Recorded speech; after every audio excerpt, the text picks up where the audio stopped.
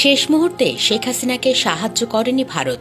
ভারতীয় সংবাদ মাধ্যম আনন্দবাজার পত্রিকা জানিয়েছে, শেষ সময়ে শেখ হাসিনা নয়াদিল্লির সঙ্গে যোগাযোগ করেছিলেন, কিন্তু তাকে উদ্ধারের জন্য ভারত থেকে বাংলাদেশে বিমান পাঠানো হবে না বলে জানিয়ে দিয়েছে নয়াদিল্লি।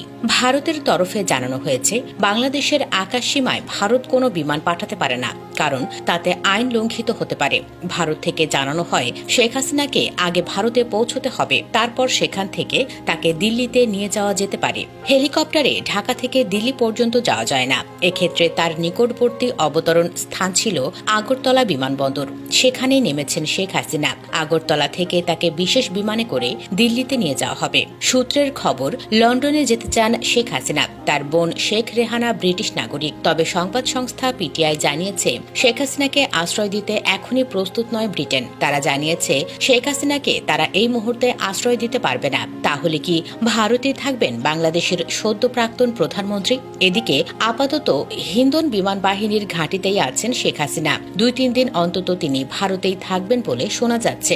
তিনি লন্ডন উড়ে যেতে চেয়েছিলেন, কিন্তু পরিবর্তিত পরিস্থিতিতে এখনও তিনি তার পরবর্তী পদক্ষেপ ঠিক করেননি বলে জানা গিয়েছে। তিনি এখনও পর্যন্ত ভারত সরকারের কাছে কোনো সাহায্য চাননি বলেই জানা গিয়েছে। তবে সরকারি সূত্রের খবর, শেখ হাসিনা কোনো অনুরোধ করলে ভারত সরকার তা বিবেচনা করবে।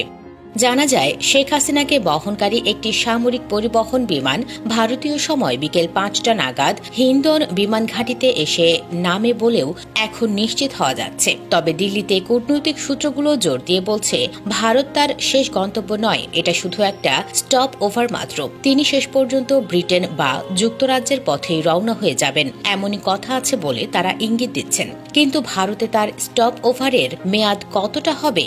2-3 ঘন্টা নাকি 2-3 দিন কিংবা তারও বেশি, সেটা নিয়ে কেউই মুখ খুলছেন না। এদিকে ভারতের পররাষ্ট্রমন্ত্রী এস জয়শঙ্কর বিকেলে প্রধানমন্ত্রী নরেন্দ্র মোদীর সাথে আলাদাভাবে দেখা করে বাংলাদেশের সর্বশেষ পরিস্থিতি নিয়ে তাকে অবহিত করেছেন বলেও জানা যাচ্ছে।